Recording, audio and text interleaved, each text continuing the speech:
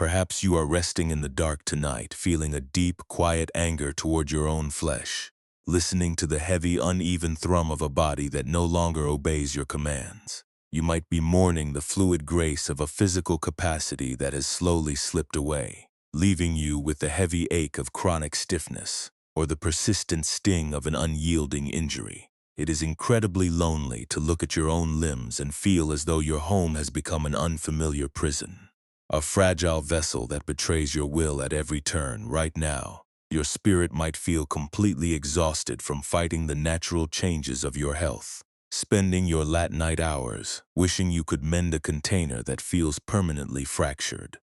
Let the cool, thin scent of high-altitude mountain air drift softly across your room, carrying the deep silence of the alpine peaks. The room is wrapped in the indigo darkness of the late hours, where the faint sound of distant water dripping from a high cliff reminds us that the earth rests without effort.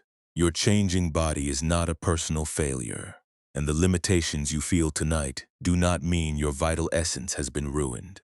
We are not here to force your physical frame to feel perfectly healed before the sun rises, and we will not demand that your mind stop feeling the real grief of this physical transition. The mind does not discover freedom by demanding that the physical container remain flawless. It finds freedom when it stops treating the body's natural weathering as an active assault against the soul. It is a profound paradox of our inner lives that the more fiercely we fight the physical changes of the flesh, the more intensely we trap our spirit in a secondary state of total exhaustion. When we demand that our bones and muscles remain perfectly youthful, strong, and unyielding forever, we make ourselves deeply fragile.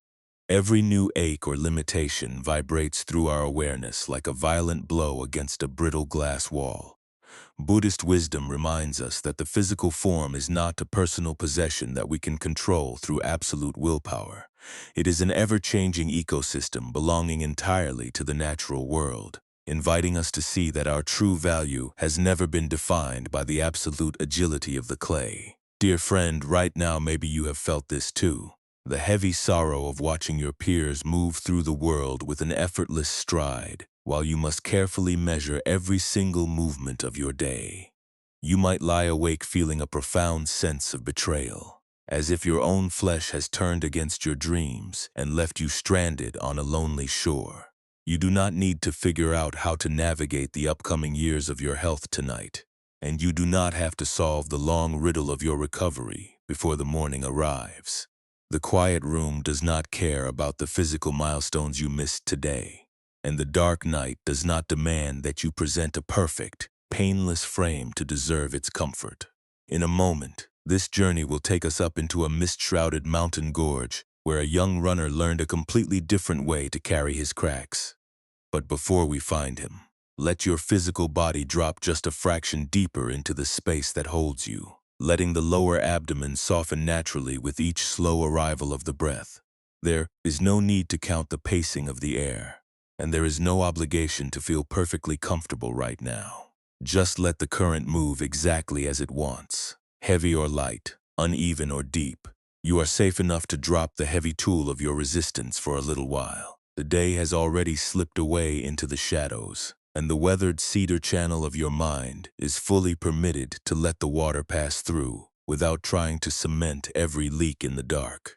We often believe that if we just push through the discomfort with enough aggression, or if we analyze our physical symptoms with absolute intensity, we can force the body to return to its original design. We treat our flesh like a broken machine that must be constantly monitored, hoping that if we apply enough judgment, we can correct the natural decay of the elements. But every time you resent a limitation, or treat a painful joint as an active enemy, you are simply driving a secondary arrow of suffering into an already tender wound.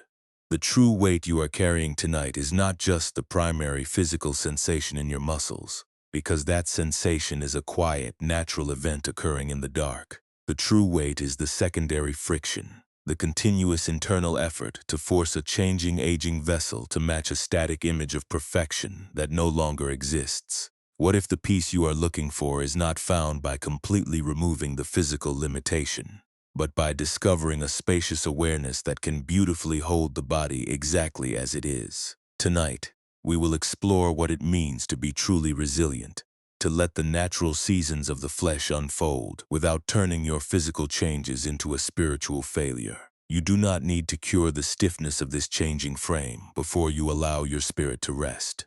You only need to give yourself permission to be right here, a resting presence in a quiet valley, breathing in a world that is much larger than the physical boundaries you have been fighting to maintain.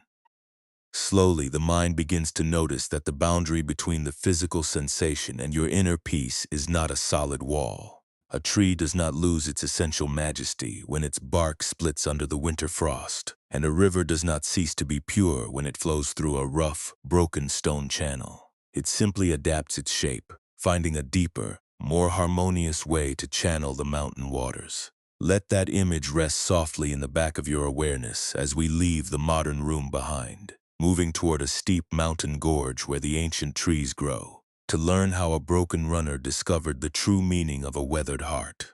The transition from resistance to allowance is not a journey that requires rapid transformation or immediate strength.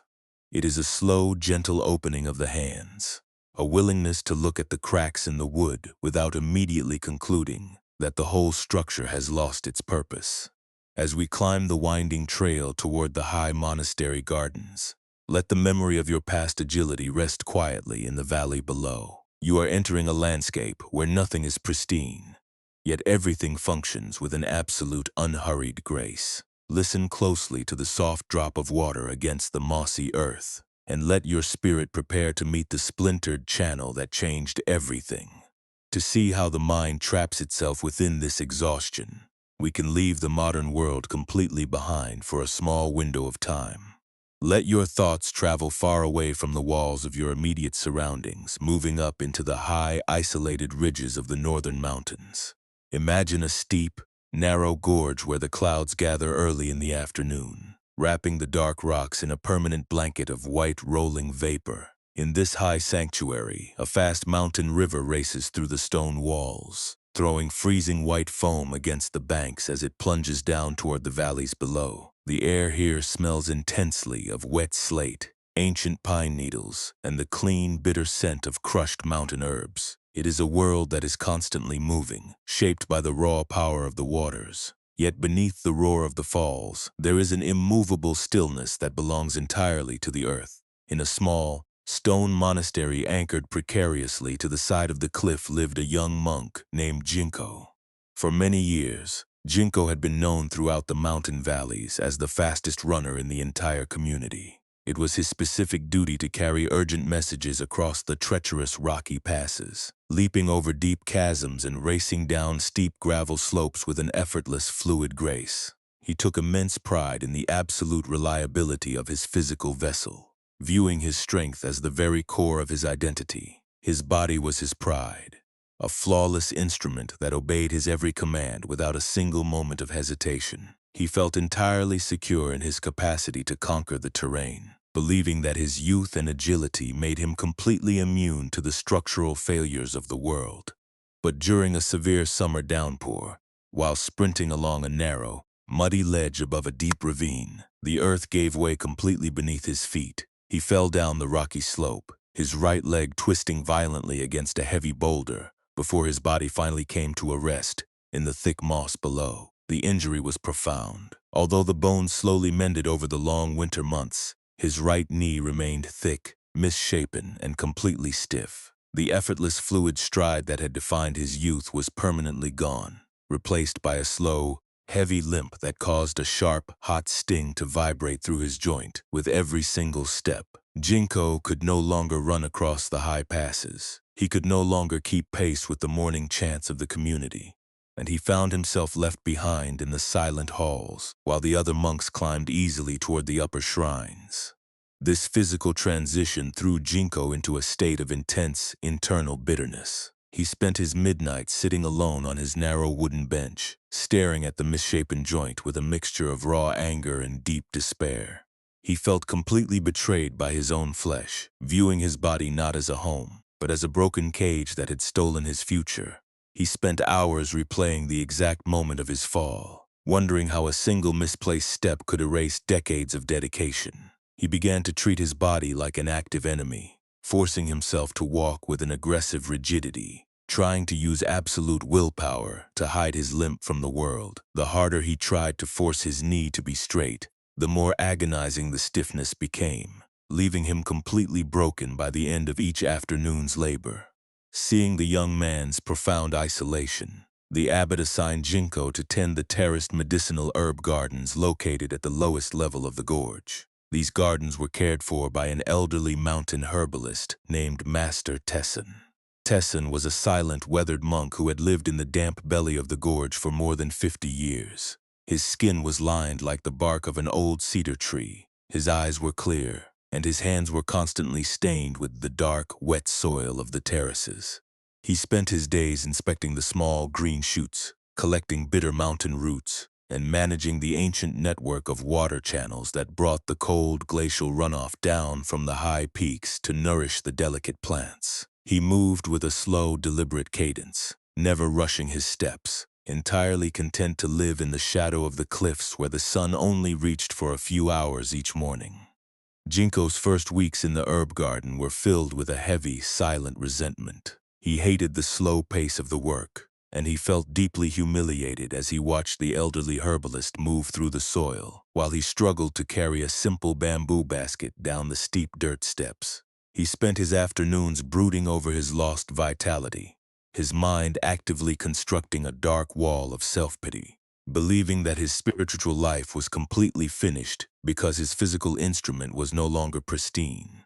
He believed that he was completely useless to the monastery, a broken tool that could only perform the clumsiest tasks while the rest of the world moved forward with a beautiful, unhindered agility. One afternoon, when the mountain fog had rolled so low into the gorge that the tops of the terraces were completely hidden, Master Tessan left his small hut. He carried an old woodcutter's knife and walked toward the primary water source that nourished the entire garden. He beckoned for Jinko to follow him, his silent gesture anchoring the quiet space between them. They walked along a narrow trail that hugged the side of the roaring river until they reached a place where an ancient, weathered cedar water conduit spanned a deep cleft in the rock. This conduit was a massive, hollowed-out log that had been placed there generations ago to channel a clean ribbon of alpine water away from the muddy river and guide it down toward the herb terraces. Jinko stood in the damp mist, his stiff knee throbbing from the cold moisture of the air. He watched the old herbalist approach the weathered cedar log. Over many decades of frost and sun, the wood had naturally split, warped, and cracked along its entire length.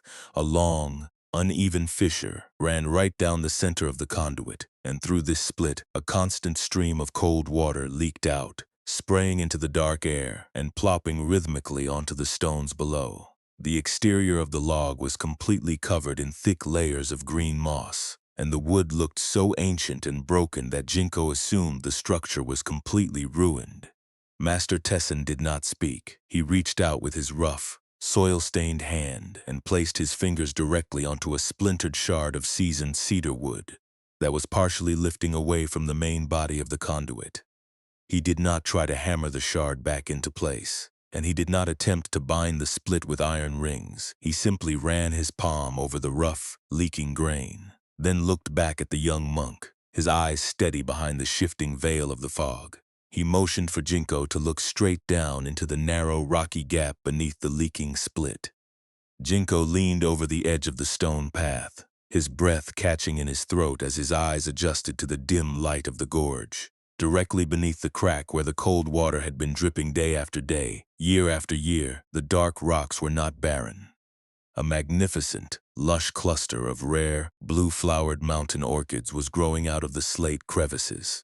These were the most delicate and valuable medicinal herbs in the entire mountain range, plants that could never survive the harsh, direct sun of the upper peaks or the dry soil of the regular terraces. They thrived in this precise spot because the weathered cedar channel was constantly weeping, providing a perfectly steady, unhurried moisture that allowed their roots to find a home in the dark stone. The old herbalist reached down and gently broke off a small, splintered shard of the weathered cedar wood, placing it directly into Jinko's open palm. The wood was cold, heavy with moisture, and filled with deep, irregular grooves that had been carved by decades of carrying the stream. Tessin looked at the young runner, his voice dropping below the steady, rhythmic plop of the leaking water. He asked the young monk if the cedar channel fulfills its purpose because it remains a flawless, unyielding pipe, or because it has learned how to let the water find a path through its own broken grain. Jinko stood entirely still on the wet path, his fingers tightly holding the cold, splintered shard of cedar. An intense, sudden recognition washed over him. His chest expanding as the damp texture of the wood seemed to mirror the exact state of his own wounded body. He saw for the first time that his life had been filled with a secondary, artificial winter, not because his leg had been injured, but because his mind had spent months demanding that a weathered piece of nature remain perfectly smooth and straight. He had been treating his body like a broken machine that deserved his hatred, when it was actually a beautiful, seasoned channel that was still entirely capable of guiding the water of life down toward the earth. But the deeper psychological transformation had not yet fully revealed itself, and the young monk still did not know how his spirit could learn to inhabit a fractured vessel without constantly drowning in the memory of his lost strength. This ancient encounter by the gray waters of the mountain ravine does not ask us to stop feeling our lives, nor does it suggest that we should become cold and unresponsive like a frozen slate wall. It does not mean you must meet the changing landscape of your physical history with a blank indifference, or pretend that the sudden limitations in your flesh do not cause a genuine ache behind your ribs. To be a human being is to feel the deep, natural warmth of vitality, to experience the profound joy of fluid ease, and to know the undeniable sting of a transformation you did not choose. The old herbalist was not offering the young runner a method for hardening his heart until he was completely numb to the stiffness of his knee. He was pointing toward a much quieter, gentler reality that exists directly beneath the surface of our hypervigilant Latinite habits. He was showing us that our true exhaustion does not live within the simple fact of a physical crack, but inside the desperate, invisible way the mind keeps its focus tightened around a memory, long after the mountain path has changed its shape. When you lie awake tonight with your thoughts metaphorically clenched around your past physical capacity, you are doing exactly what Jinko did when he sat alone in the dark corners of his quarters. You are treating your own physical container like an unyielding wooden pipe, trying to contain the boundless, shifting movements of nature within a rigid boundary of rules and perfect designs. One of the great insights of the Buddha reminds us that the primary physical discomfort we face is rarely what causes the spirit to grow brittle over time. The primary discomfort is simply the raw truth of a changing physical form, the quiet reality that cells alter, that muscles naturally lose their elasticity, and that bones must follow the deep laws of the material world. This first layer of pain is like the chill of the morning mist rising off the slate cliffs, a clean, natural event that requires space and gentle recognition to pass through your awareness.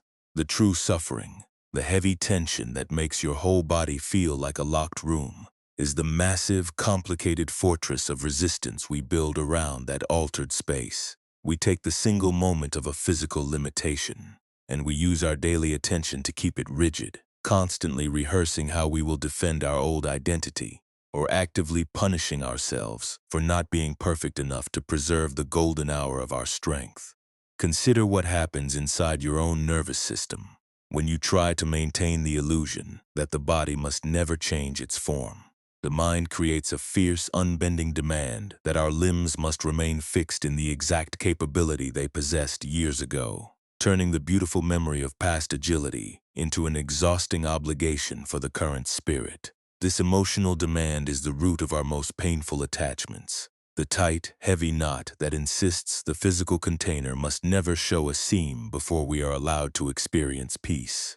When we live behind this requirement, we are effectively trying to catch a rushing mountain waterfall inside an unyielding wooden pipe, keeping ourselves permanently bruised while the water naturally forces its way through the grain anyway. And this is where the mind begins to soften. True letting go does not mean you abandon the care you feel for your body, and it does not mean you erase the beautiful history written in your physical achievements. Letting go is simply the willingness to untie the hyperdense knots of your internal resistance, allowing the current of the present moment to wash through the weathered fissures of your awareness without finding a solid barrier to break against. When you observe your protective patterns with this gentle clarity, you are no longer the desperate runner throwing a rigid structure into the gorge. You become the seasoned cedar channel that knows how to hold the cold stream precisely where it splits, allowing the landscape of your life to be nourished by the very drops you thought were a sign of your ruin. Mindfulness, when translated into the language of the resting heart, is the soft capacity to look at your own physical stiffness without using it as a weapon to hate your own flesh. It is the quiet understanding that the space between what you used to be and what you are tonight is not a personal failure, but the natural, spacious movement of life itself. We often believe that if we just push through the physical limitations with enough aggression, or if we ensure that our demands upon the flesh are perfectly unyielding, we can force a changing vessel to remain pristine forever. We treat our minds like a heavy net of rough twine, hoping that if we tie the loose ends tightly enough, the unpredictable movements of time will never be able to alter our bones. But every time you replay an old mistake, or try to control a body that is naturally drifting into a new season, you are simply pressing the rough wood of your isolation deeper into your own chest. The suffering you carry right now is not coming from the primary physical sensation in your joints, because that sensation is completely silent and peaceful in the dark room. The suffering is the secondary friction, the continuous internal effort to force a static image upon a physical universe that is entirely dedicated to change. Compassion begins when you look at your own tired spirit and realize that your need for rest is not a shameful secret you must hide behind a mask of physical competence. It is the natural, beautiful vulnerability of being a human being who was never meant to control the laws of impermanence alone. Why should you exhaust your remaining strength tonight, trying to rebuild a smooth channel that the mountain has already altered? Why should you sacrifice your sleep to defend a past form that keeps the very peace of the present moment locked outside your gates? Your life is much too brief, and your breath is much too precious, to spend your late night hours acting as a solitary guard for a body that was always meant to belong to the earth. Slowly, the mind begins to see that the suffering was never in the physical change itself, but in the way we froze our expectations to pretend the wood was not weathering. Releasing your grip is not an act of weak surrender, and it is not an admission that you have lost your value to the world. It is the ultimate realization of your own boundless interconnection with life. The moment you look at the quiet dark around your bed and allow the night to support your entire weight, you are completely free to let the splintered wood rest in your palm, walking backward into the quiet sanctuary of your own breathing form, where the willingness to be cracked becomes the very source of your indestructible peace. Let us take this understanding and gently invite it into the physical boundary of the room where you are resting, letting the concepts dissolve into the simple, direct reality of your own body. There is no need to change how you are lying, and you do not have to assume a formal posture or strain your mind to follow a strict set of rules. You have already arrived at the edge of the night, and the mattress beneath you is fully prepared to take the entire weight of your form without asking for anything in return. If it feels right, let your awareness settle softly into the natural movement of your breathing, just noticing the quiet path the air takes as it slips past your lips. You might observe the slight, cool sensation at the back of your throat during the inhalation, followed by the quiet, unforced release as the breath returns to the stillness of the room. There is no need to make the breath deep, and there is no pressure to make it perfectly even. Let your lungs choose their own pace, even if that pace feels shallow or slightly hesitant right now. Perhaps you can allow the tiny muscles around your eyes to unburden themselves, letting the eyelids feel heavy and soft as the dim shadows rest across the room. If you notice that your jaw is still holding on to the residue of the day's tension, or if your shoulders are slightly braced against the fabric beneath you, see if you can simply breathe into those specific areas, offering them a quiet space to soften. You are not trying to force a feeling of absolute relaxation, because forcing relaxation is just another way the mind tries to spin a thread of control. Even noticing the tightness is enough, because the moment you become aware of the tension, you are no longer completely trapped inside it. You are the gentle presence that sees it. Right now, in the quiet expanse of your mind, there may be a specific memory of the collapsed path, a phantom shape of the future you lost, or a lingering sense of insufficiency that has been asking for your attention all evening. Instead of trying to push that thought out of your awareness, and instead of judging yourself for still carrying the weight of that unraveled dream, let us simply look at the pattern together. In the quiet sanctuary of your heart, you might say to yourself, "This is the old habit of mourning the house I built. This is the mind trying to protect me by replaying the storm." By simply naming the pattern without anger, you change your relationship to it, recognizing that the memory is just a visitor passing through the wide valley of your evening.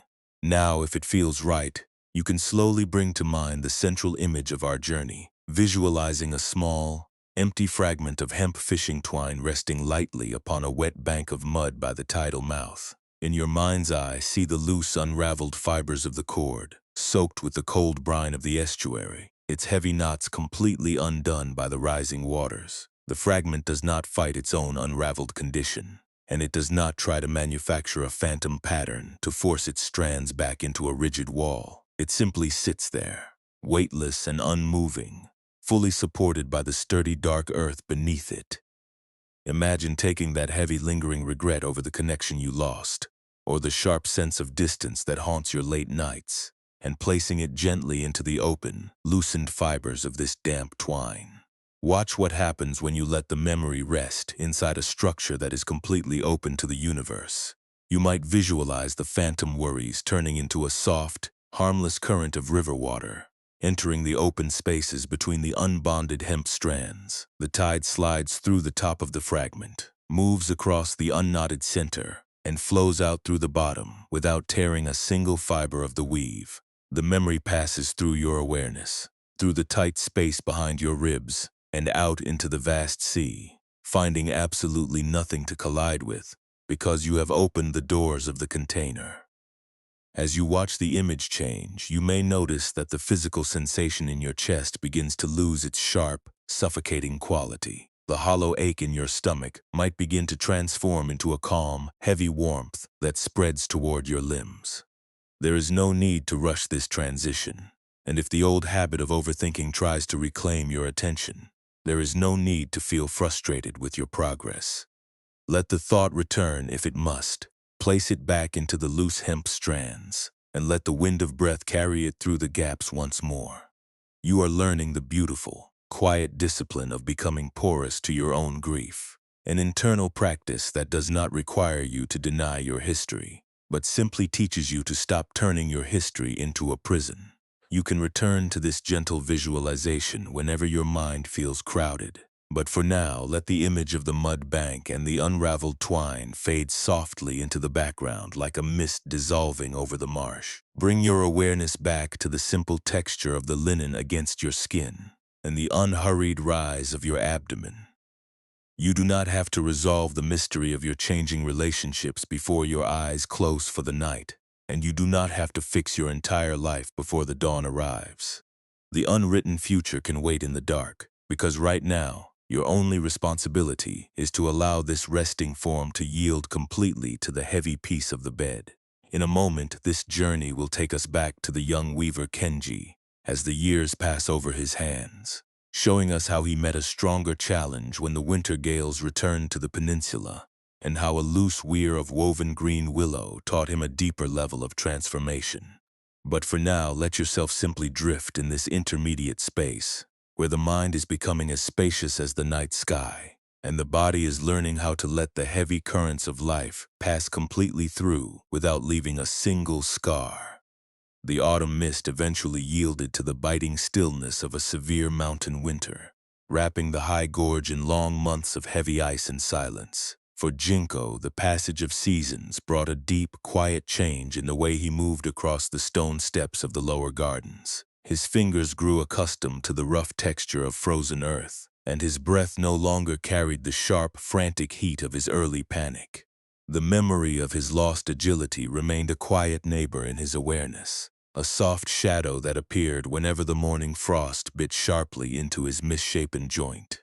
But he had stopped demanding that his knee behave like a pristine tool. He had learned the basic art of sitting with his physical cracks, yet the deepest transformation of his spirit arrived on a freezing dusk when the mountain water began to harden entirely within the channel. The winter storm was the heaviest the monastery had seen in decades. The temperature dropped so swiftly that the waterfalls froze into massive jagged pillars of blue ice against the dark cliffs, and the main current of the Alpine River shrank to a narrow, dark ribbon of foam. In the middle of the night, a sharp, cracking sound vibrated through the gorge, waking Jinko from his rest. He wrapped his thick wool robe around his shoulders and limped out into the freezing wind, carrying a small paper lantern to guide his steps along the icy trail. When he reached the ancient wooden conduit that spanned the deep cleft, his heart sank with a sudden, violent return of his ancient panic. The rushing water had frozen solid inside the grooved hollow of the log, expanding with immense force and widening the structural cracks until the ancient wood groaned under the pressure, threatening to split the channel completely in two. Jinko felt an immediate, frantic urge to fight the winter elements with absolute aggression. His mind, reverting to its old protective habits, began to scream that he must save the channel by force, demanding that he find heavy iron bands to bind the wood together or build a roaring fire directly beneath the log to melt the ice. He spent an hour desperately trying to hammer wooden wedges into the splitting seams, his hands freezing, his breath catching painfully in his throat as the hot sting in his knee flared with every frantic movement. The harder he struck the wood, the more the cedar splintered, threatening to ruin the entire structure through the sheer violence of his resistance. He stood alone in the dark downpour of snow, his knuckles bleeding from the rough bark, completely trapped in the belief that if he could not force the channel to remain perfectly straight and closed, the entire garden below would die of thirst by spring. Seeing the young monk's frantic struggle from the path above, Master Tessin walked down the slippery steps, carrying nothing but a small woven basket filled with soft, living river moss that he had gathered from the unfrozen edges of the deep springs.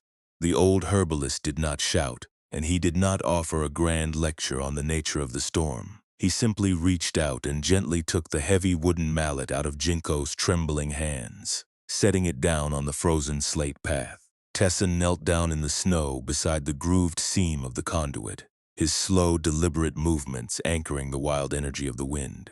He took a handful of the damp, spongy river moss and began to press it softly into the wide, weeping cracks of the cedar wood, smoothing it down with his palms until the green fibers filled the splitting grooves completely.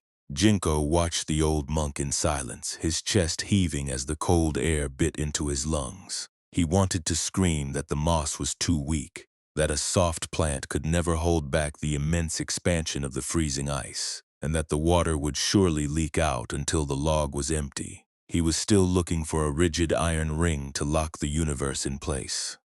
The old herbalist did not stop his work. He continued to pack the moss into the long fissure, letting the freezing water weep slowly through the green fibers. The moss did not cement the crack shut. Instead, because it was soft and full of space, it allowed the cedar log to expand and contract naturally with the changing temperature, venting the high pressure of the ice without forcing the seasoned wood to shatter. The conduit was still leaking a thin, constant ribbon of droplets, but it remained perfectly whole, surviving the winter gale precisely because it had been granted the permission to be soft.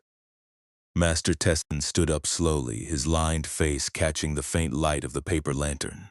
He reached down and touched the green moss inside the groove, then looked at the young runner.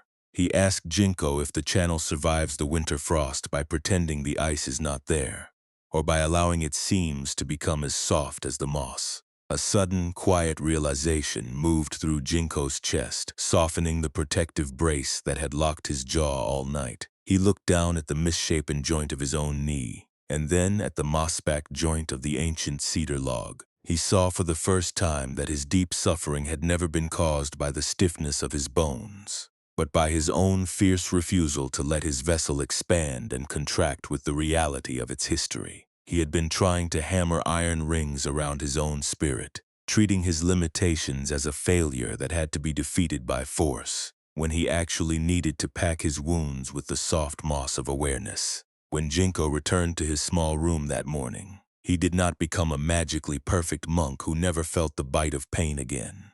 The transformation was small, subtle, and completely real. The next time he struggled to lift a heavy basket of roots and felt the familiar wave of bitter anger rising in his throat, he did not strike his leg or curse the elements.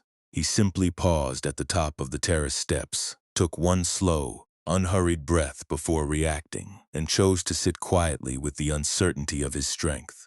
He stopped treating the tight sensation in his joint as proof that his life was ruined, allowing the discomfort to exist within his awareness without turning it into a story of personal failure. He remained a vulnerable human being who walked with a heavy limp, but he had finally stopped using his thoughts to hammer his own heart to pieces.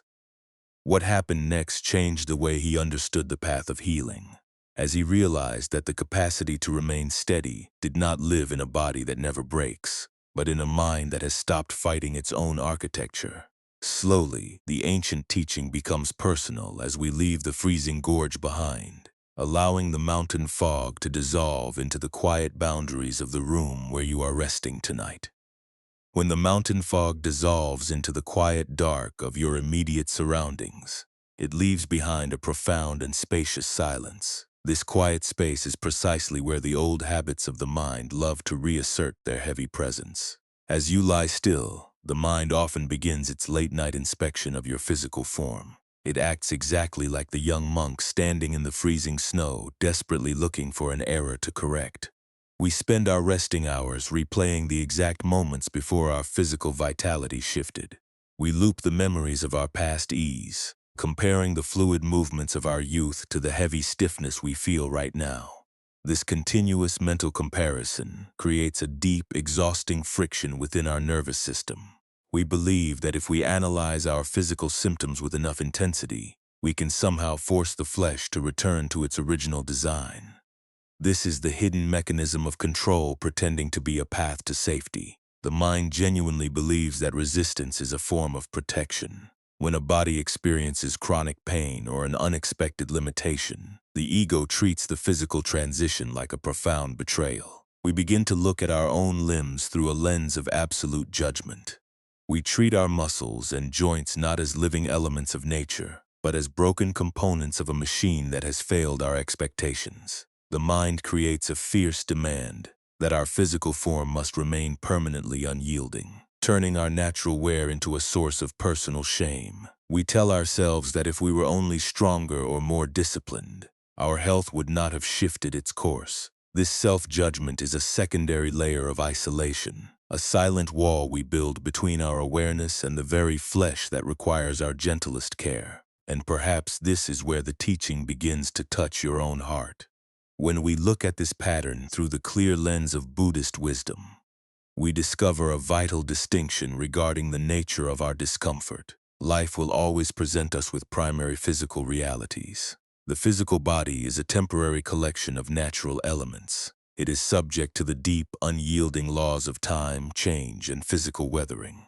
Just as the high mountain timber must eventually expand, warp, and split under the weight of the winter frost, our physical frames must naturally experience their own seasons of alteration. This initial layer of discomfort is the primary wound of existence. It is the simple, raw sensation of a limited joint or a tired muscle occurring quietly in the dark. This first pain is completely empty of personal failure. It is merely nature doing what nature has always done since the beginning of time. Our true suffering grows from the second wound, which is the extra weight the mind adds through its own fierce resistance. The first wound is the natural crack in the weathered cedar log. The second wound is the heavy hammer we lift in the dark, striking the splintered wood over and over again out of absolute panic and frustration. We turn the physical sensation into a permanent identity of limitation. We stop saying that the body is experiencing pain. Instead, we begin to believe that we are fundamentally broken human beings who have lost their value to the world. We layer self-pity, resentment, and a terrible fear of the future onto a physical form that is already doing its best to carry the stream.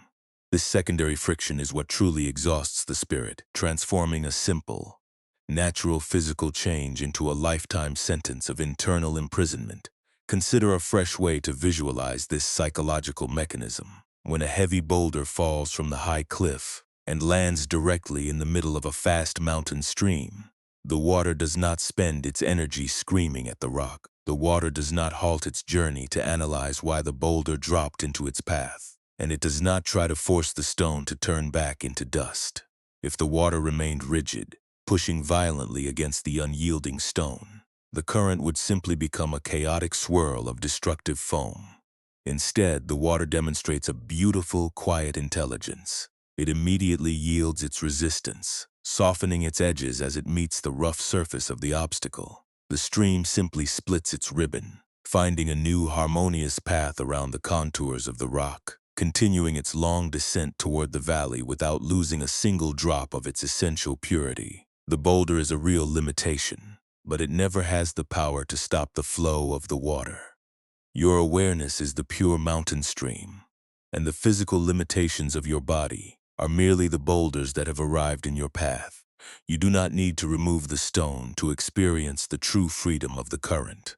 Peace arrives when you change your relationship with the obstacle itself, dropping the heavy mallet of your judgment and allowing your awareness to flow gracefully around the altered landscape of your flesh. When you look at your stiff joints or your painful muscles with this gentle perspective, you are no longer trying to force a weathered channel to look like a pristine pipe. You are simply allowing the river of your life to find its natural alignment with the current contours of the mountain. You can notice the hot sensation in your body without turning that sensation into a dark prophecy about the rest of your existence. This deeper psychological integration allows you to stop treating every anxious thought as an absolute truth. When the mind whispers that your physical frame is an enemy cage, you can simply hear the whisper without offering it your obedience. You can sit quietly with the profound uncertainty of your recovery, knowing that your vital essence is not locked inside the bones. The weathering of your outer shell is an undeniable reality, but it does not possess the capacity to diminish the boundless light of your primary awareness. You do not need to use your sleeping hours to solve the grand riddle of your health. You are fully permitted to let the splintered wood rest in the dark, trusting that your spirit is already whole, even when the container shows its seams to the night. Slowly, the mind begins to see that the suffering was never caused by the physical change itself, but by the cold defiance we maintained against the laws of nature. Releasing your grip on the past version of your strength is not an act of weak surrender. It is the ultimate realization of your own indestructible connection to the earth. You are completely free to drop the heavy iron clamps of your expectations, walking backward into the quiet sanctuary of your own breathing form. The night air is perfectly content to hold you exactly as you are, a weathered and beautiful channel resting peacefully under the stars, where the willingness to be porous becomes the very key that unlocks your inner freedom. Let this alpine clarity slide down from the high mountain terraces and enter the very room where you exist during the regular hours of your week. We live in a world that treats the physical frame like a machine that must never slow down, a culture that constantly demands absolute efficiency from a vessel made of changing elements. Think about the small daily moments when you open your eyes to the early morning light. You feel the immediate, stubborn pull of stiffness in your lower back, or the familiar heavy ache in your joints. Before your feet even touch the floorboards, the mind has already started its anxious late-night audit. It reviews your physical capacity for the hours ahead. It calculates how much energy you must expend just to pretend that you are perfectly fine. We walk through our modern routines carrying a quiet grief behind our ribs, smiling warmly at colleagues while our nervous system is secretly screaming from fatigue. Perhaps you know the exact exhaustion of checking your phone during a brief pause in your day, scrolling through images of people who seem to possess an endless, unhindered vitality. You see them climbing peaks, running through open spaces, or moving through their careers with an effortless stride. Immediately, the old habit of comparison turns inward like a sharp blade. The mind whispers that you are falling behind the general pace of life because your physical capacity has shifted its course. You look at your changing health and you feel a profound sense of isolation, as if your limitations have disqualified you from the grand journey of the world. This comparison creates a hidden, heavy shame, an invisible demand that tells you that you must work twice as hard to prove your worth. When the evening finally arrives, your limbs want nothing more than to drop onto a soft surface. Yet, the moment you lie down, a fierce voice of self-judgment rises to punish your fatigue. It tells you that you have not earned the right to this stillness because your tasks are unfinished. It treats a regular need for rest as an unearned luxury, demanding that you keep forcing the wooden channel to remain perfectly straight, even when the fibers are completely exhausted.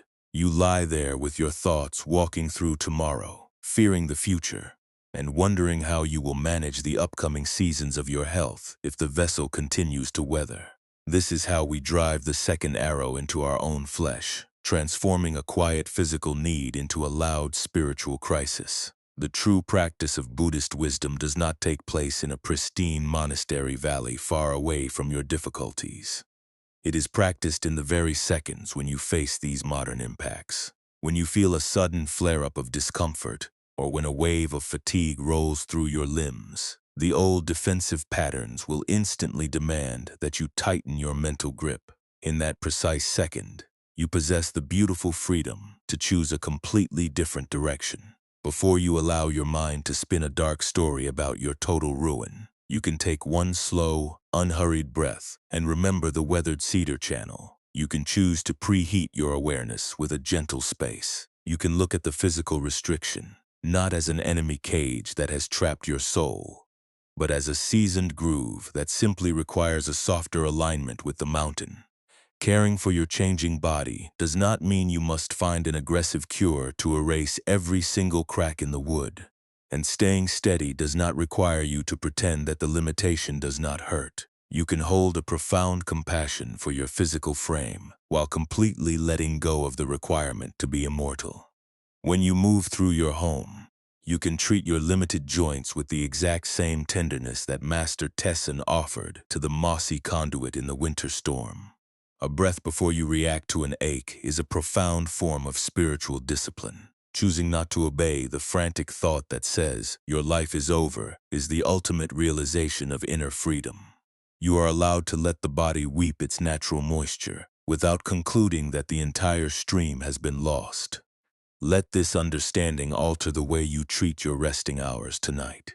You do not need to complete a long checklist of achievements to deserve the quiet support of your bed, and you do not need to fix the architecture of your health before you give yourself permission to sleep.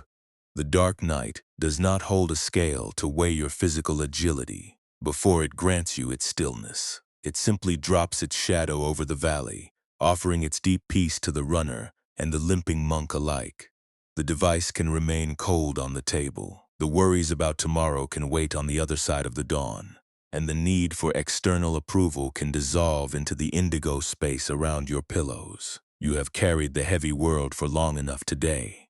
As you listen to the steady, soothing cadence of this voice, let the demands of the modern world begin to recede into the distant mist. You are moving toward the final chamber of your journey, where the images of the mountain river and the weathered wood will find their ultimate, quiet resonance in the deep sanctuary of your spirit. Your worth has never been locked inside the strength of the clay. It lives in the wide, open awareness that holds the clay with an unconditional love. Let your limbs grow heavy. Let the thoughts drop their tools and prepare to drift into the deep, unhurried dark, where the cracked channel rests perfectly whole beneath the stars. Let the midnight mountain fog settle entirely over the high gorge of your awareness. The long day has wound its way down the steep slopes, leaving behind a profound stillness that smells of cold slate and wet cedar heartwood. There is no longer any need to keep watch over the cracks in the channel tonight. The foundation beneath you supports your physical form completely. It acts just like the deep mountain earth that holds the roots of the ancient pines. Let your shoulders drop lower into the fabric. Let The small muscles around your collarbones relax their protective grip. You are safe enough to lay aside the heavy wooden mallet of your resistance. The wind has dropped its voice among the high ridges. The darkness invites you to become a quiet space where nothing needs to be forced. Listen to the rhythmic, invisible breathing of the room. It mirrors the slow movement of the mountain springs. You do not have to monitor the state of your health for the remainder of this night. The body knows how to sit with its own altered architecture without asking your mind for a continuous defense. Allow your lower back to sink deeper into the surface of the bed. Notice the heavy, comforting density that slowly spreads across your thighs. It settles down into your feet with a profound weight. With every gentle arrival of the air, the unyielding rings of expectation around your spirit are becoming soft. The tight history of your old movements is dissolving into the wide, dark valley of your resting form. You are not required to provide a flawless container to deserve the quiet shelter of the dark. Visualize the ancient cedar conduit resting in the total quiet of the midnight mountain fog. The long log is completely dark now, weathered by decades of frost and cooled by the gentle mist of the gorge. Within its hollowed center, the cold alpine stream flows in an unhurried, silent rhythm. It moves effortlessly toward the medicinal herb terraces below. The wide crack running down the center of the wood does not threaten the channel anymore. The soft river moss packed tightly into the groove is fully saturated. It weeps slow, clear droplets onto the dark slate stones. The wood does not struggle against the weight of the water.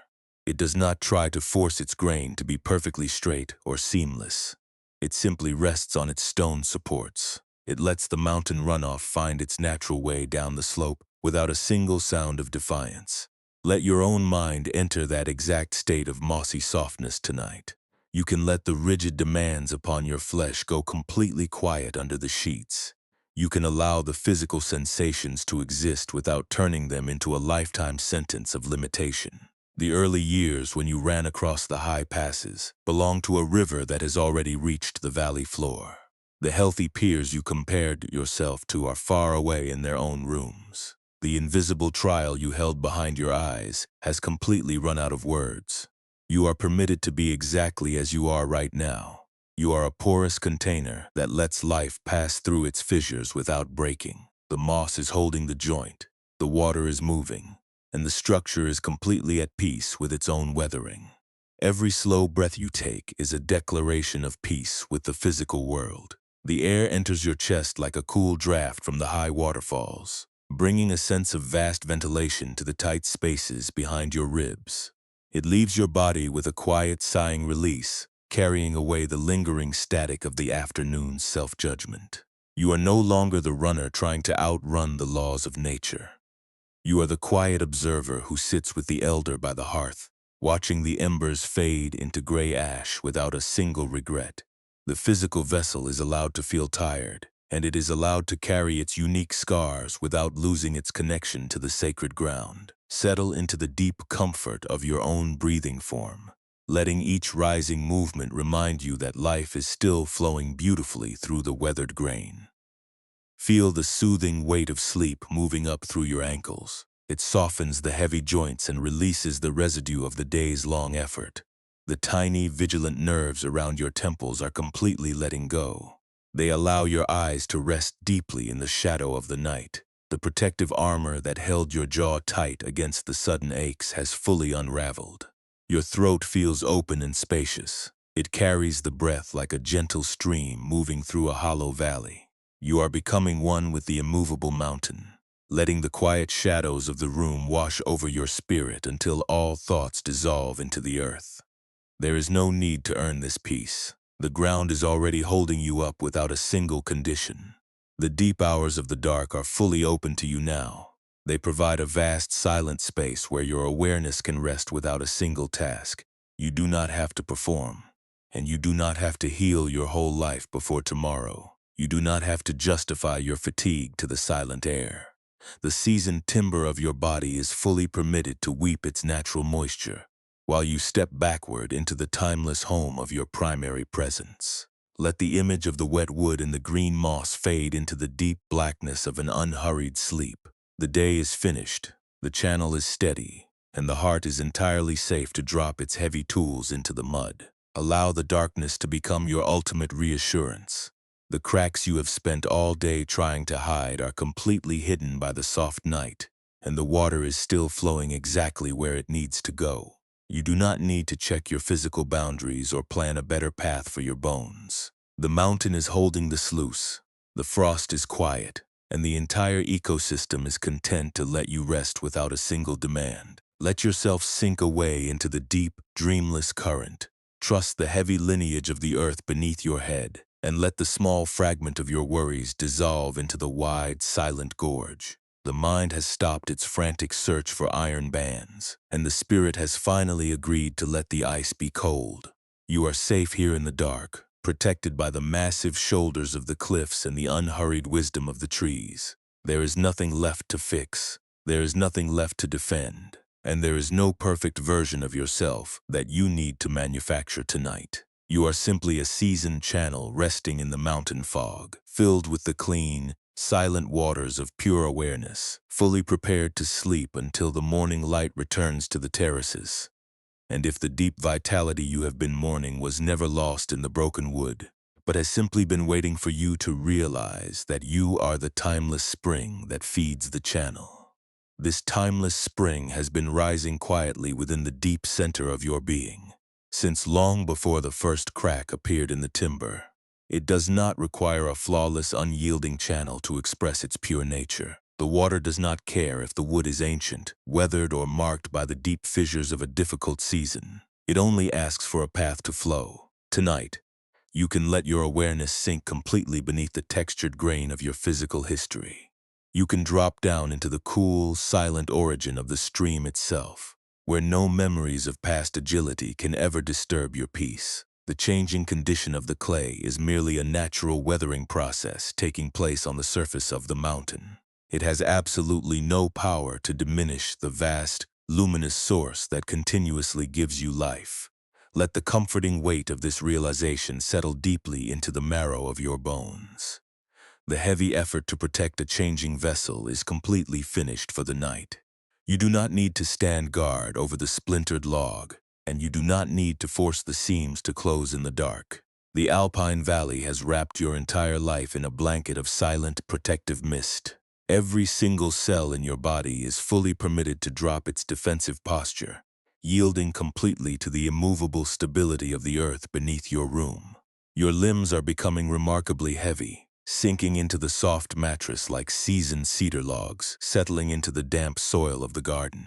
The breath moves through your form with an unhurried, peaceful rhythm, requiring no conscious direction and no perfect capacity to fulfill its quiet purpose. Perhaps you can allow the remaining thoughts to become completely porous, letting them soften like the damp river moss inside the grooved joints. When a memory of your past strength rises in the dark, you do not need to fight it. You do not need to wrap it in iron clamps of regret. You can simply notice its presence. Name it as a passing reflection of the stream, and let the current carry it away through the gaps in your awareness. You are learning the beautiful, quiet art of allowing your limitations to exist without turning them into a personal enemy. The cracks in your physical frame are not failures, but beautiful openings where the light of your primary presence can shine through more clearly. You are whole precisely as you are tonight, a weathered and magnificent channel that has survived the heaviest frost by learning how to bend. The room is filled with a deep, dark tranquility that belongs entirely to the quiet hours of the night. The distant roar of the daytime river has completely dissolved into the mist, leaving only the gentle, rhythmic drop of water to anchor your spirit.